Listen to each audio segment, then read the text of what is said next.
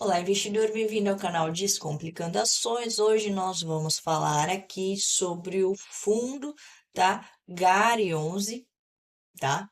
GARI 11 aqui, que disponibilizou seu relatório aqui no dia 31/7/2024, relatório gerencial. Então, se você quer conhecer o fundo, fica nesse vídeo que eu vou falar sobre o fundo e já vou falar com as informações atualizadas, porque muitas vezes a galera vai buscar lá no Status Invest, Investidor 10, tá? E as informações estão desatualizadas às vezes nesses fundos, tá? Nesses sites. Então, eu já estou aqui direto no relatório gerencial do fundo e a gente vai ver alguns detalhes aqui, tá?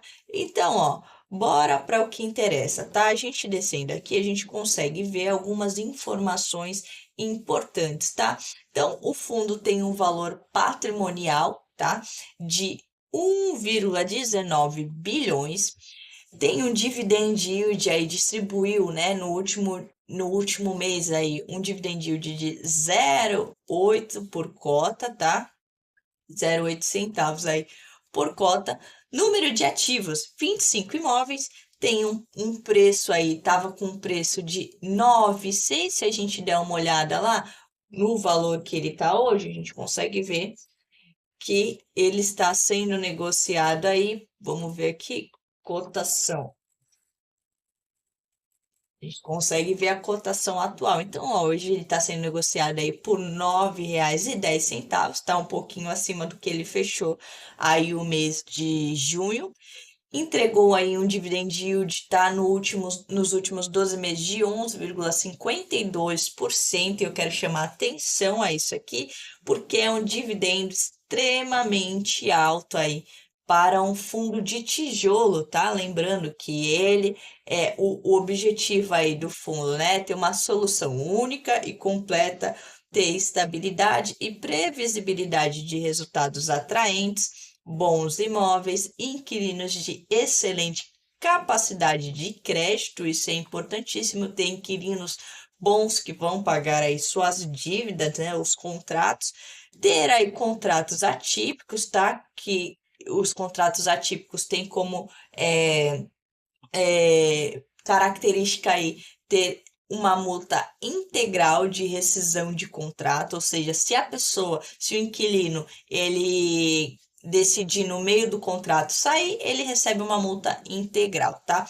E o GARI 11 procura promover uma renda estável aos seus investidores, tá? Então, eles querem uma renda estável. Então, a gente pode ter em vista, e isso já foi falado pelo próprio gestor, tá? Que deu entrevista, se eu não me engano, foi pro professor Baroni, que eles pretendem continuar com esse dividendo alto, tá? E reforço, isso aqui é um dividendo alto para um fundo de tijolo, tá? Extremamente excelente aí. Tem o valor patrimonial por cota, tá? É 9,36, ou seja, ele hoje está um pouquinho acima aí do seu valor, ou um pouquinho abaixo do seu valor patrimonial. Como é que eu acho que aqui eu falei errado? Ah, não, aqui eu falei certo. Então, ele está um pouquinho abaixo aí, ou seja, está descontado perante aquilo que ele vale, tá? Por isso que o PVP dele está em 0,96, tá? 0,96, que o PVP é o preço sobre o valor patrimonial. O preço da ação sobre o valor patrimonial, tá? Então tá mais barato. Eu atualmente estou com.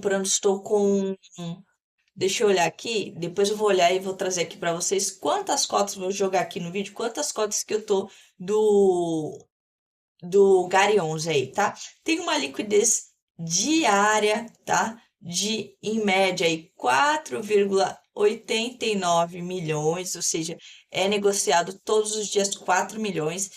Tem um prazo de vencimento aí dos aluguéis de 15 anos, tá? Prazo de 15 anos, um número excelente aí. Número de investidores é 208 mil investidores e zero de vacância, tá? Então, aqui, ó, excelente o fundo zero de vacância, contratos atípicos, vencimentos dos contratos 15 anos, tá abaixo, tá, do seu valor patrimonial, isso é excelente. Conseguir pegar um fundo que está entregando uma rentabilidade boa e com PVP baixo e vacância zerada, isso é realmente bem difícil de encontrar, tá? E aí, aqui, eu já até destaquei aqui que isso aqui a gente viu nos outros vídeos. Se você não está acompanhando, aqui no meu canal tem uma playlist só do Gary, tá? Então entra aqui no canal e olha a playlist que eu já venho atualizando aí desde quando eu fui estudar esse fundo para colocar aí na minha carteira, tá? E aí eu quero descer aqui para a gente ver se tem algum ponto aqui mais importante. Então, falei já do valor patrimonial, tipo de ativo. Basicamente, já falei tudo aqui e tem uns detalhes aqui importantes, tá? Eles informam aqui, né? Isso aqui é uma das coisas mais importantes da gente ler no relatório, tá? Porque mostra aí qual a visão do gestor perante o mercado e perante o futuro aí. Então, ele fala aí que, de acordo aí com a Selic, que estava com uma previsão aí de ter cortes altos e acabou não tendo, e aí a gente tendo aí algumas incertezas no mercado, o mês de junho foi um pouco conturbado e eles colocam aqui que foi áspero, tá? Então, ó, eles colocam aqui que pautas relacionadas ao fiscal foi a discussão e especulações sobre a tributação dos fundos imobiliários. Isso mexeu bastante com o mercado e principalmente com o IFIX, né? Que é o que é o índice aí dos fundos imobiliários, tá? E aí eles informam aqui, ó. Voltando à observação do comportamento do IFIX em 2024, em especial dos segmentos de tijolos dentro do índice, híbrido, tijolo, renda urbana, logística, laje de shoppings, é possível destacar uma menor volatilidade média nos fundos de tijolo híbrido. Dentre todos os 43 FIIs, olha isso aqui, dentre os 43 FIIs de tijolos presentes no IFIX que compõem esta amostra, Gary está entre o top 10, tá? Então, cara, apesar do fundo ter aí apenas 6 imóveis, tá? Que isso aqui, 6 imóveis, não, 6 inquilinos, que isso aqui é um ponto que eu acho que é o pior de todos, tá? Desse fundo, porque todos os fundos têm pontos fortes e pontos fracos. Esse aqui eu acho que é o ponto mais fraco desse fundo, tá? Tem apenas 6 inquilinos, tá? E com seis inquilinos e com 25 imóveis, tá? 25 ativos. Então, esses 25 ativos aqui é distribuído para esses 6 inquilinos, tá? Então, é o ponto mais negativo que eu vejo aí nesse fundo, tá? E aí, ele fala aqui exatamente isso, que mesmo, né, com essas conturbações aí nesse mês de junho, o fundo fechou aí com o top 10 dos fundos imobiliários tendo menos volatilidade, tá? E realmente foi isso que aconteceu. Cota variava ali 15 centavos, 10, 15, 20 e ficou nisso, tá? Não fugiu disso, eu tenho acompanhado aí esse fundo, tá? E pessoal, é basicamente isso aqui que eu queria falar nessa parte aqui, tá? E aí a carteira do fundo no mês de junho, então 100% de adimplente, ou seja, 100% dos imóveis locados, tá? Não tem nenhum imóvel desalugado, não tá com zero de vacância, como eu informei, né? No mês de junho, dos nossos imóveis tiveram reajuste, dois dos imóveis tiveram reajuste de aluguel, que foi a loja Mix, Mateus em Itabuna e loja em Maceió, tá? As duas lojas representam 6% de receita, tá? E o fundo do fundo e o reajuste foi de 4,3%, tá? Então, como eu informei, mais de 208 mil investidores, tá? E, pessoal, basicamente isso, o fundo, ele não teve grandes crescimentos, tá? Mas uma coisa interessante, tá?